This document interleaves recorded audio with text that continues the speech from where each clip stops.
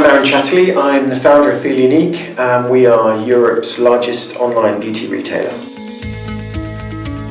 In the early days, obviously, our needs and requirements in terms of the experience that we needed and the input that we needed was very different from kind of latter days of Feelunique, where we needed much more sophisticated advice and help, and have had a very different kind of network of mentors in the latter years that were able to provide more advice around corporate financing and things like scaling a business globally. So I think all the mentors that I've had really have provided an enormous amount of support, but in different areas as I and the business that I've been involved in have needed at that moment in time. It's a really difficult question to answer, because I think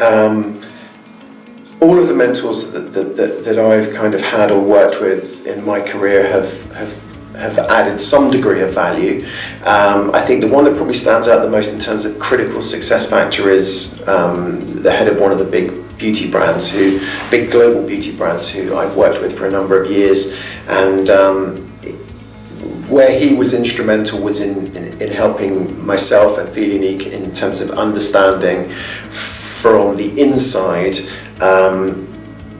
how critical the relationship is between suppliers and retailers in the industry that we work with, and how best to manage those relationships and how best to kind of manage the brands that we were working with. So I think without him, the business certainly wouldn't have been as successful as it was, because I don't think we would have managed to attract and retain some of the prestigious luxury brands. So that kind of insight from the inside, if you like, was particularly valuable, and he still to this day is a really important part of my kind of mentor network personally. I think, like every entrepreneur, you tend to have,